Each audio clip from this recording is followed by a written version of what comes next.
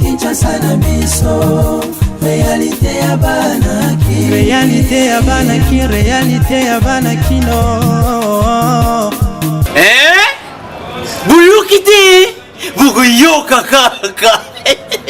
Kinshasa na biso, kin eleki partout. KNB, Kinshasa na biso, kin eleki partout. Kinshasa eleki partout. Mikolo nezabino, pardon. Jima sala yolo karata kate. Ya on a bien yo. Ah, Jimmy Mukende. Oumela. KNB, kin eleki partout. Rien à dire, toi on a terre envié, parce que kin eleki partout et l'osako liboso ambongo mosanto azate Céline Don Kardasha isongolo bizubai bana kin ke bana jako zape so kutanango KNB Telema qui chasse eleki partout Jimmy Mukendi Oumela KNB ko zape te so kutanango check ovandi. Mardi et l'amour nabino malandi ya magazine Kinshasa na biso oezo lembate kopé sabino ba réalité ya vie ya Kinshasa.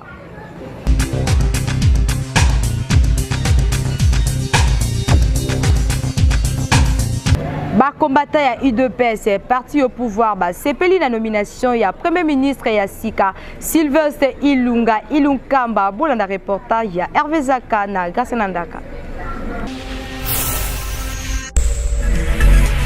Nous allons na commune limité na 11e mairie pour son combattant ko eba réaction na bango pour na premier ministre oba uti ko nommé magazine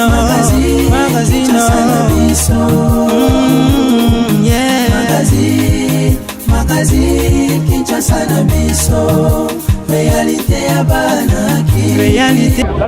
D'abord ça mouton na yebié azana professeur aza papa mo travail qui na Mobutu alaki ministre ya la finance ayo travailler na Kabila Lepe. Je pense que peut tout na Kabila la gouvernement Kabila Saragité azaki juste là conseiller na matière na ya économie mais c'est non papa mo malamu na yebié au travail malamu on a yebi mo mke na niveau na ye yango wana les achats valables ya peuple au président sepeli nango ya mwana biso peuple to sepeli eloko mosusu ezate ya kosala commentaire parce que président isabiso bato voter c'est parce que tozali na confiance na ye alors muto ya voter wana c'est kaza mutu malamu toza ko espérer que non ba kosala makambu ya malamu toza na confiance donc ya ko contredire vraiment ezate il faut donner le temps total à Mahamni ndenge musale ko salim. Moutouana a d'abord chevronné. C'est un monsieur qui a plus d'expérience, un professeur d'université. Comme la tête prône toujours le développement du pays, je crois qu'il suivra toujours l'idéologie du Premier ministre et du Président de la République. C'est un monsieur qui s'y connaît. Ce n'est pas sa première fois de se retrouver dans les affaires politiques. Le Président de la République a jugé qu'il était bon, c'est ainsi qu'on l'a accepté. Mais en ce qui nous concerne, il avait un passé. Maintenant, nous sommes en train de voir s'il va réellement respecter le programme maintenu par le chef de l'État. C'est un Premier ministre. Pour le peuple, qui est mingi. Mais les loyaux, makanisi nyonso ekiti nyonso wana kanisa ekomina normal maintenant qu'il y a un premier ministre na mboka mais tokosenga na président oyo akomi que poste oyo premier ministre na mbala oyo na pouvoir oyo ya sika tokebisa que poste wana eza poste ya ba privilège susu te eza poste ya responsabilité les que il faut akende asali la peuple peut accorder la vision à chef de l'État.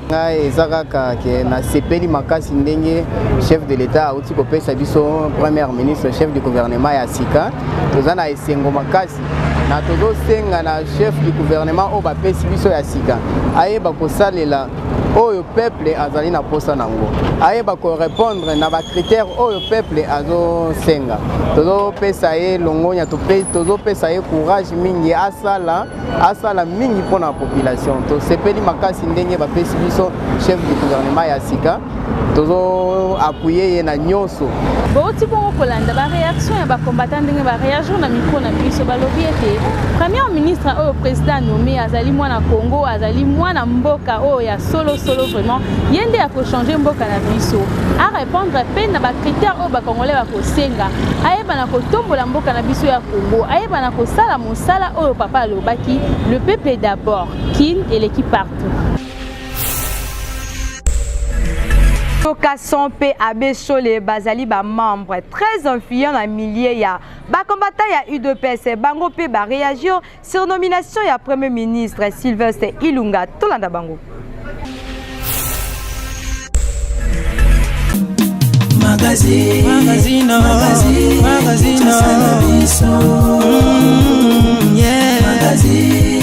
Magazine Kinshasa na biso réalité ya banaki réaction na biso eza vraiment réaction moko bonne na papa Sylvestre Ilunga comme na qualité ya premier ministre so toyebisa peuple nani aza papa Ilunga aza moko oyo ya ba pionnier oyo basali depuis époque ya Zaïre seul politicien azalaki koyebisa ndeko Mobutu boye travailler pour l'intérêt du peuple congolais zaïe. Mais c'est à base des alliés tétang ayeba nommé peuple combattant ni premier ministre Mbalamoko papa Ilunga lobi que le peuple d'abord. Donc on s'appelle parce que à côté na kacha vision en chef de l'état. Binomo boza ba panzi sango bomoni ba kombo ezalaki ebele. La majorité ba kombo wana bango nyoso bazali na makila na maboko. Bao ba yibi mbongo peuple congolais, bao ba détruire peuple congolais, dignité à peuple congolais sili. Donc na bato nyonso ba kombo bazako mema.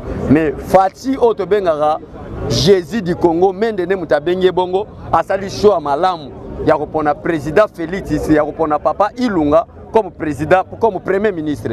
Et sengeli boye ba lisusu boye peuple congolais. Papa Ilunga azali koko na âge ya 74 ans. Sentiment ya nzoto esilaye. Azana posta kotamwa na Mercedes te, azana posta kotonga ba immeuble te. Ako travailler pour l'intérêt du peuple congolais, yango wana gangi ye moko alobi le peuple d'abord. Oui, à convaincre nga premièrement parce que tozalaki minoritaire. Constitution en mboka lobi que le chef de l'État doit nommer le premier ministre mais au sein de la majorité parlementaire. Biso so ezaki na choix na biso que tozaki majorité, tolinga to bimisa Vital Kamerhe comme premier ministre. Lokola toza minoritaire, en tout cas il n'y a pas le choix. Papa Ilunga za choix malamu atako toza minoritaire. En tout cas réaction na ngai ezali ne sengo ya ndenga liboma. Donc na lobaki bato bazolaki bazali kozela. Oh président moko azali président nommé. Oh basivri wata bazoleka na ba média koloba n'importe comment. Oh Félix aza nommé. Félix aza nommé. Félix est nommé Moïse Katumbi na mabela kiti. Tango Kabila kabanga azali. Kabila Moïse akokita na terrain. Yo penza failo ko sala ba matinée et ko sala meeting ndengo lingi. Kabila azali vivant. Yango na bisaka ba congolais qui était voilà le moment. Oyo bato bazaka na état de droit intouchable azalaka te. Soki bandeko bakendaki po bato likambo ndeko Lambert Mende ezali na mibeko. Peut-être soki likambo moko ya diamant puisque toki ke likambo moko ezali ya diamant. Diamant bato bawuti nango zamba. Diamant wana ezali ya 87 carats. Tango bayina diamant Lambert Mende azui diamant vandeli. Ba petit bakomi ko senga diamant vie la kisebesa biso diamant tokende koteka. Mende alingi ko la diamant te. Sko na minute tolingi soki jiste bakangi Lambert Mende. Ezali na minute mutu azali boso mibeko azate. Ezali problème ya soki bezali benzana problème na bango interne na ndeko bazili mais o ezali bande ko bazo réclamer diamant na bango. Mende aza trafiquant azali trafiquant te pona ko somba diamant. Et puis pona likambo premier ministre ba nommé premier ministre. Hein? Wazora malgré ça kuna mais mazamu tu amayele amutu amayele oya ko sala idéologie afati pour masole vanda masole ebonga onga na biso bino kete moment ya changement ekoki comment biso to le bandaki webise bino ke boza la kimia président za na poste et puis cet homme abimi par consensuel cash FCC bavandi ba comprendre que te massa to vanda to luka mutu oyo o kiko de président pona makambo simba pona idéologie le peuple d'abord et kota na ba œuvre lelo premier ministre Ilunga azawan Ilunga ya moloba puisque bino bolinga oyoka moloba Ilunga ya katanga moloba kati aza moloba kati azawana moto amayele un docteur moto moko oyo elingi kosala me tozotalela nano puisque ntango yo koya soki olingi otya libai na président okutana na biso tolingi soki olanda idéologie ya président tokobetela maboko te toza na posa tomona gestion na yo toza na posa tomona olandela idéologie ya peuple d'abord ntango yo kotengama biso tokotelemela yo tokokomisa yo te on doit marcher tokomarche mpona kodéboulonner yo déboulonnage ezoya mpona basystème c'est ça oyo lelo na ngai na ezopesa président coup de chapeau. Secrétaire général en charge ya communication UDPS Kibasa Jimmy Mukendi Yepe asepeli na swa ya Félix Tshisekedi mpona kopona Premier ministre Sylvestre Ilunga po aza na CV ya makasi. Magazino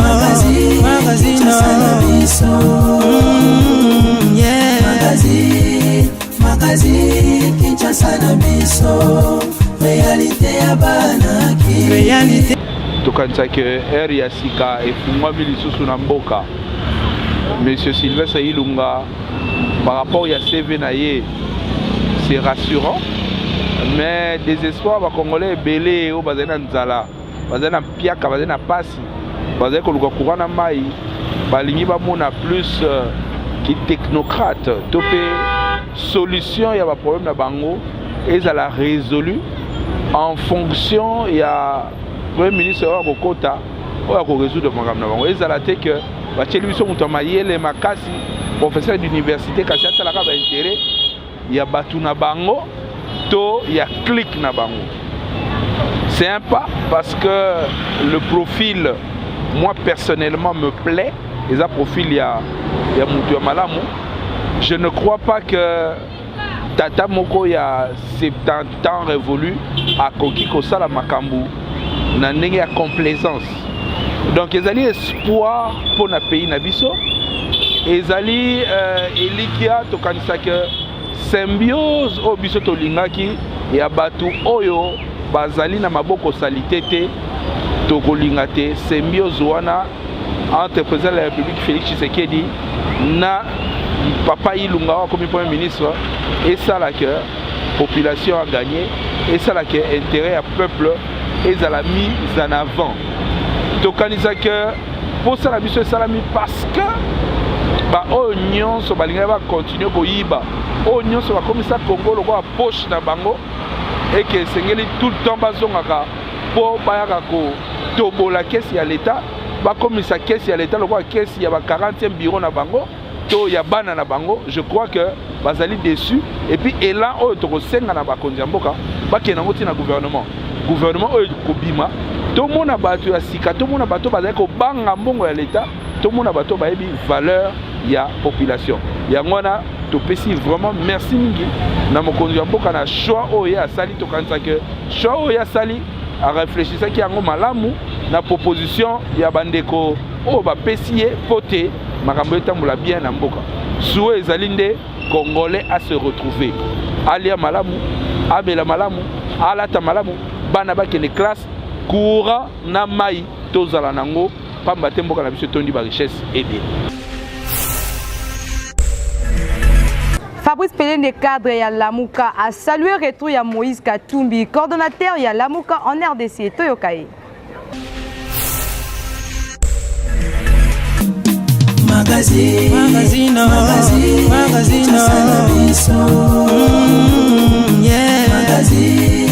Magazine Kinshasa na biso réalité ya bana ki réalité petit présidium trimestriel où les amis géré par un bureau de coordination. Bureau de coordination est en autonomie, na leader oyo aza en fonction pendant les 3 mois.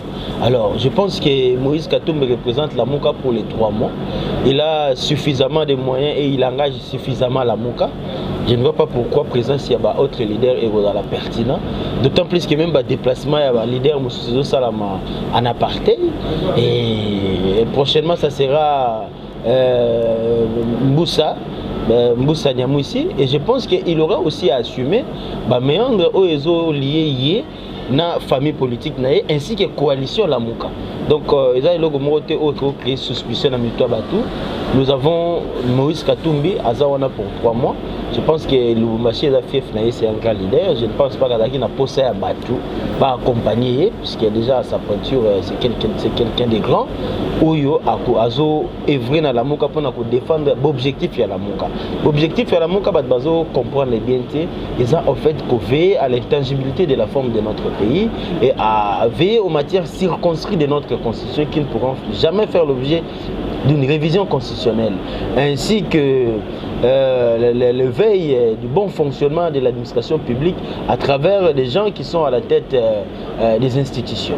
Donc le MLC dans la Lamuka, avec tous les leaders, seront là pour veiller à ce que les élections prochaines puissent aller à la solde du peuple et conquérir ce pouvoir démocratique. Un principe juridique qui dit « Nilum crimen, ni la sina poena lege ». C'est-à-dire qu'il n'y a pas de faits infractionnels sans peine. On comprendrait si une personne est poursuivie en justice selon la procédure régulière. Mais quand ce sont des imputations, donc il n'y a pas de fait juridique qui existe. Donc c'est un mascarade, on comprendrait qu'il n'a rien à voir avec la personne de Moïse Katumbi. Il a voulu juste être sali et il n'est pas le seul. Il y a Jean-Pierre Bemba aussi qui a été écarté justement parce que l'ancien pouvoir craignait certaines personnes qui pouvaient mettre à mal les élections, surtout au niveau des présidences. Voilà pourquoi il a usé de ses moyens machiavéliques pour écarter des gens comme Jean-Pierre Bemba, des gens comme Moïse Katumbi, des gens comme Adolphe Muzitu. Parce que les Congolais doivent comprendre qu'il n'y a pas de contentieux judiciaire. Il n'y a pas de problème dans la justice congolaise vis-à-vis de ces gens-là. C'était l'ancien pouvoir qui s'est organisé machiavéliquement avec des institutions de crise pour invalider injustement les fils de ces pays.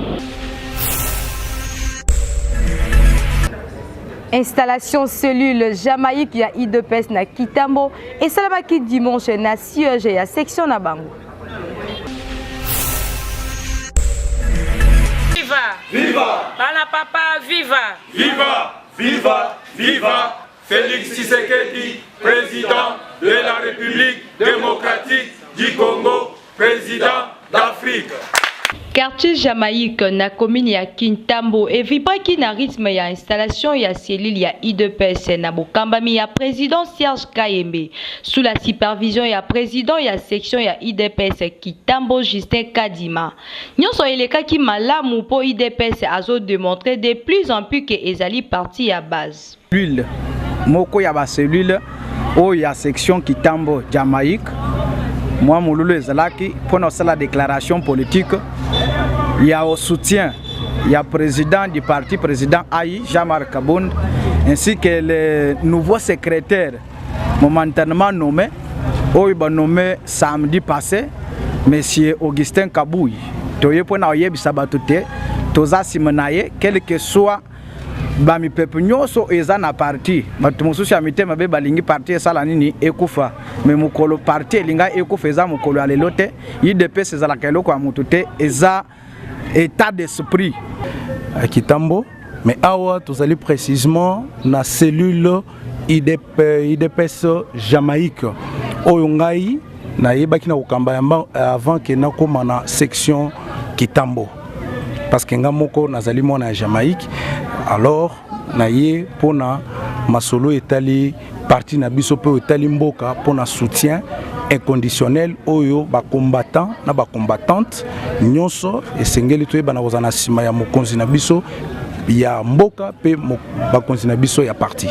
Tambo tozali kosangana chaque dimanche na 16h30 yango tozo senga na bandeko nyonso oyo bazana Kitambo toza déjà na pouvoir esengeli to banda kosangana mutu na mutu apesa mayele na ye ndenge nini tokoko soutenir mokonzi ya mboka po akamba mboka malamu posa na biso ezake congolais à se retrouver toza na makambo ebele toza na bozu ebele na kati ya mboka oyo esengeli que congolais comprendre tout d'abord que toza na mboka na biso moko parce que naokaka bato ebele bazoloba oyo mboka te te oyo eza mboka na biso esengeli tolinga ngo so tolingi mboka oyo tokolinga président de la république tokolinga parti na biso mboka ekotombwama tokende liboso. Ingi d'abord na félicité chef de l'état oyo azali Félix Antoine Tshisekedi Tshilombo na félicité ye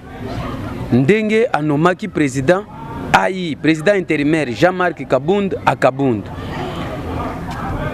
Na félicité lisusu Jean-Marc Kabund, le président AI, ndenge a nommé secrétaire général Augustin Kabouya. Biso toza simana bango. Biso tozolanda IDPS, tozolanda mipepe ya libanda te.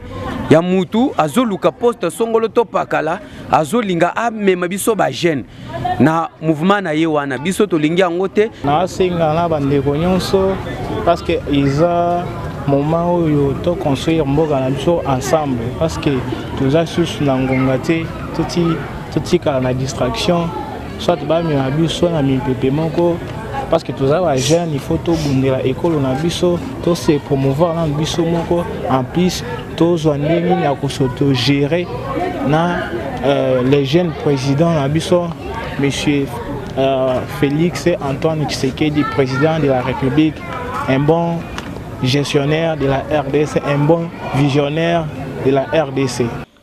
Cellule ya IDP Jamaïque oyo ezali na kati ya section Kitambo pe fédération ya Lukunga basanganaka chaque dimanche na 16h pour na kopesa baide ndenge nini les Rangers président de la République Félix Tshisekedi Tshilombo akoki ko réussir mandat na ye kitoko. Kinshasa et l'équipe partout.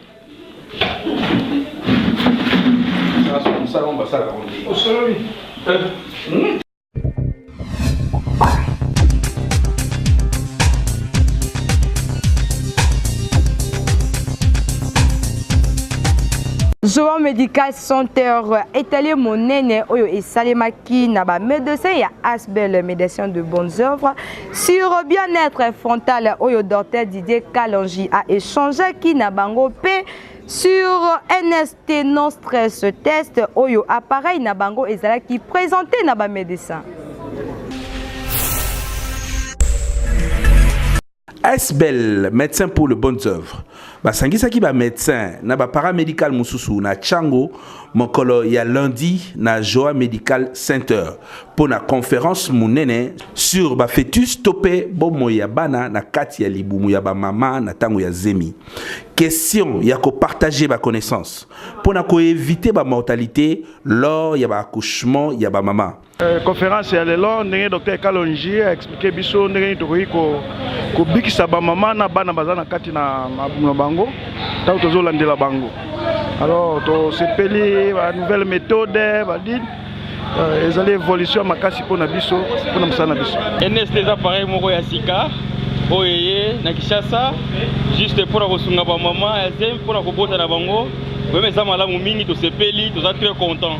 Senga ba médecin oya Tchango batina ba maladie awa surtout basio bazana zemi évolution science ezoko évoluer ba pareil uti ko kotawa en tout cas yo moko mama oka mwango yango nazo senga peza ke ba docteur ya Tchango batinda ba mama ebele ya zemi awa. Occasion ezalaki pe pona ko présenter ba machine ya liboso awa na Tchango oyo ekobana kotala évolution ya fœtus na kati ya libumu ya maman pote mbotama ezala malamu. Docteur Alex Kabonya a expliqué. Et concerné médecin autolinga to présenter appareillage moko ezali très important pour na yeba soki mwana na libumu ya maman azali malamu. Alors ezali appareil ezali rare na Tchango. C'est un appareil très important pour nous asseoir diagnostic parce que moi dans les ya maman azali ko se porter bien. Le Joa Medical Center to disposer en gros pour na ba médecin nion sur la ville à Kinshasa mais plus précisément ba médecin n'est-ce pas oyo ya muamba na ya Tchango pour ba koki ko tinda baka pour oyo ya ba femme enceinte oyo to ko tala. Et puis pour nous confirmer si réellement moi na kati ya maman aza ko se porter malamu et puis ya mibale soki ba contraction et pas na maman ezali malamu pour produire et ça là que mwana ne sait pas abima pe malamu dormé na chango na moamba et to s'ajouter na ba polyclinique so bazana yango et que NST appareil o epesaka bien-être o elaksaka que mwana na kati azali malamu to azali na problème la kokoso ezali. Joa Medical Center et Zoami Bongo Namasina, quartier sans fil, avenue ACP, numéro 12. Et Sika Bokokiko Sala, suivi Yabazemi Yabamama, Ndenge Longobani pona ko tester mona na libumu, P Mbotama Ezala sans problème.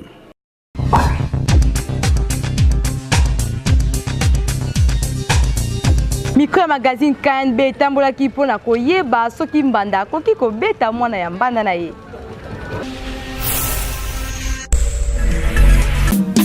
Magazine.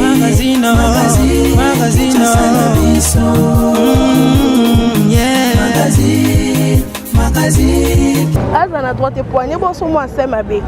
Il y a problème que so moi c'est ma bé. Ako bête mais comme ma bé parce que ceux qui peut-être moi la c'est le côté on bien le moi ma bé à corriger pas moi pas comment les qui mwana mbanda alokola mwana nyonso ndeti ngana ko boko na mwana mbanda bien mais ce que c'est l'erreur en tant que mwana ba kokipe ko corriger et ça un problème mais ko beta na sasa mabe pezali ko beta pe na sasa bien ezali parce que la vie ça ka que mwana oyo botika yende muto sungo no mwana mbanda pe akosunga yo ba o ba sala ka wana conseil na pesa ba vraiment ba tika parce que ça tika ka mwana oyo botika libuno obimisi 9 mwana libunda ko sungo no mwana mbanda pa ko sungo to nango moi mo boboko la ya kendale un jour pa ye asombelo pelo pa ezate ka ke foza kana affection ya mwana oyo botina mwana po bota ko décevoir yo oui azana droit ko beta ye soki que mama wana yende mutu azobokola mwana wana na kati ndako parce que mama mbanda ba bengi mama mbanda po ye mutu aboti mwana na te mais tango azo élever mwana wana pour na meilleure éducation ya mwana wana soki asali mabe azana droit ko redresser. Premièrement, je dirais que Batouana ba tika koloba bon parce que moi na nyos aza mwana. Maman oyo arrive à peu peut-être mutalupa une voisine ko bota mona voisin ça sali mabe. Alors, moi na voisin zaka luka mwana mbanda parce que yo muto boti été. Mais ça ne pas dit que ceux qui peut-être maman a redressé moi na poza mwana ya botate bo qualifier en kana ninga mabe non. Azana droit ko bete poza mwana. Ceux qui mwana sali mabe azana droit ya ko redresser pour na meilleure éducation na ye. Ana mbanda bo mbanda par exemple le muninga na mwasi mais mwana sala azana problème ça mimba ete. Mama ndé azana ko bokola mwana de mwana un jour osunga ye. Obeta mwana mbanda so asali mabe peut-être ko sa beta mais so asali mo beta ete mais le to mwana ba mama mingi o mo msabana mbanda ko mbanda na bango mwana mbanda za mbanda note aza mwana peut-être le boko bokola ye pe nzela mwana na ozuvi biso mwana mama ebele apokola bana mbanda bana basunga bango ako soka bokoli malamu ako soka mama na te basungi moto bokola ki moi ça papa aza na droit pas aza mama faut apesa mwana conseil pour tout mwana wana baby bakolobani azalaki mwana na ete yango wana bana ba bebaki c'est maman na bango azalaki ngaki ezala boyike il faut y adresser bango bazala malamu mabende ya konyokola ndenge ya mabeme na droit penza mama aza mama mwana pe aza mwana ngai ambanda na ngai me bandaki ngai makasi ayambaki bango nyonso ti lelo aza bango malamu.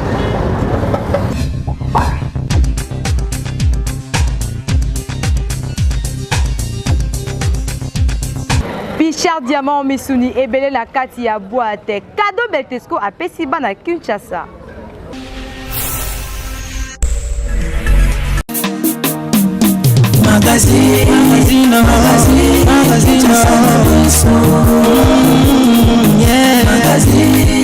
Magazine Kinshasa na biso réalité ya bana kino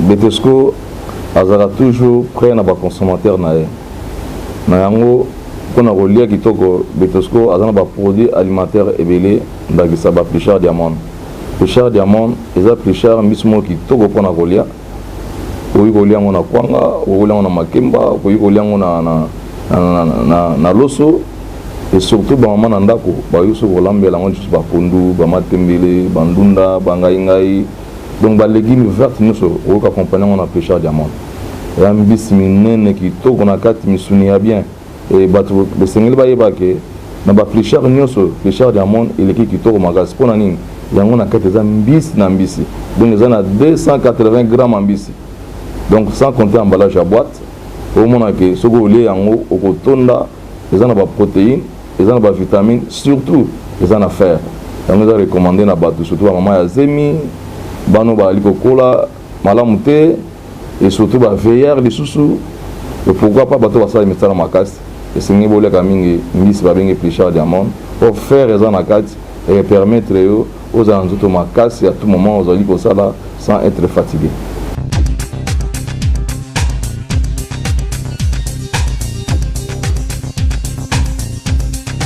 Ezali ya ministère ya affaires étrangères balobi que corps ya Etienne Tshisekedi et koya les 30 peu les 31 et kozala exposé na stade de martyr peu le premier ndé bakomima yango na mausolée ba invitation ezali déjà lancé na ba chef de l'état mais annonce officielle nanu et salamité. Comme la souka édition na biso ya mokola lelo tikana souhaiter joyeux anniversaire na mama pasteur Nicole Makese et moi si Anzela Mino. Ce qui vous plaît qui édition ya lelo tika bopesa merci na Hervé Zaka o azala ki na sima ya caméra pe l'équipe technique Mobimba Die Maweja o azala ki accompagné na Honorine Kinwani elengo na Charlène Bokange ndenge na mesana koloba tango nyonso bobo sana kateko s'abonner massivement na chaîne YouTube Kinshasa na biso. Kinshasa na biso et l'équipe partout. Magazine, Kinshasa na biso, et l'équipe partout. Magazine, Kinshasa na biso, la mama kinwa bafuna.